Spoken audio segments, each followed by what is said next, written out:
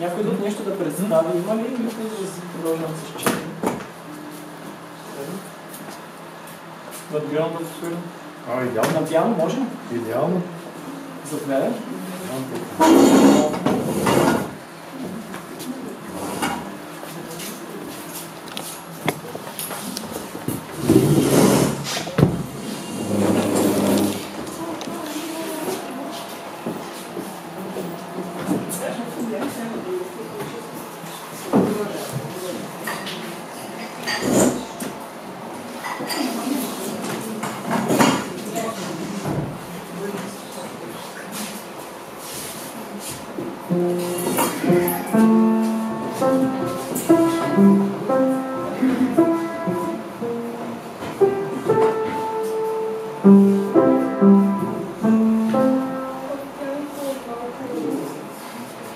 Знам.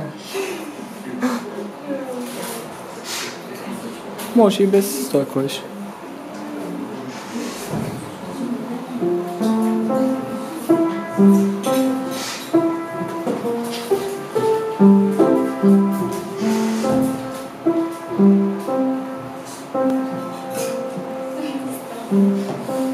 Не, добре, добре.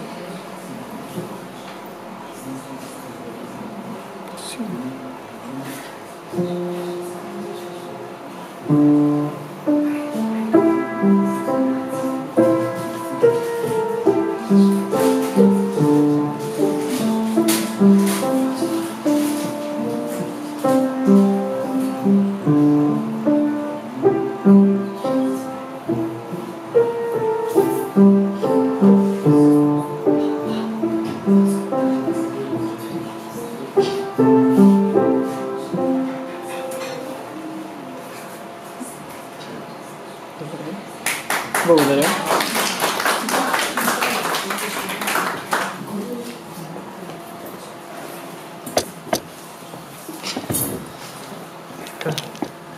Понеже правим една, как да кажа, импровизирана актьорска трупа, която създаваме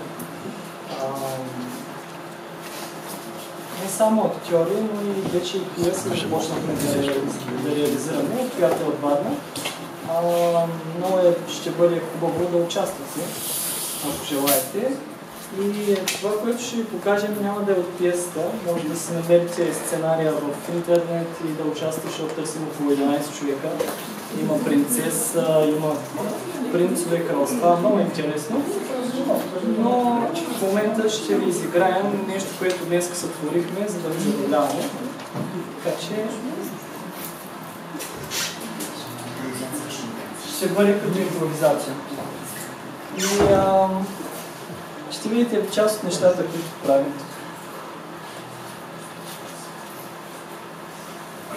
Може само на дъска тук да сложите. Да. Ще може ли микрофона така? С микрофона? Да, с микрофона.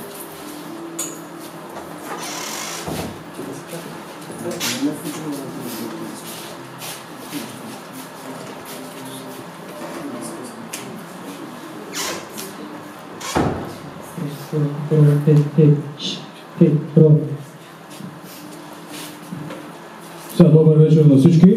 Ако може малко аплодисменти, малко да се загреем идеи. Ако може сега да ската малко така по-дълга да се сложи. Опа, не така, младеж, така може. Не, смисъл, тук е служи, бе. Да, благодаря ви много. Благодаря ви. Казвам се Темирот Пеперутков от село Миклюзин. Благодаря ви много за участието. Свободни сте и излизайте от сцената бързо. Сега, здравейте, дами господа, аз съм Темирот Пеперутков от село Миклюзин. Тук сега съм направо тук една работа. Сега, аз имам една лекция, която трябва да я представя на всички. Значи, лекцията се казва Луда крава заболява, се разплака по време на утреното слънце. Сега, тук виждаме лудата крава как спи, легнала до една красива жаба. Жабата се казва кикерица, тя от меден произход през 1962 година, където медните препороди са останали в такова дъскарево дома, малко така ако може, идеален сега.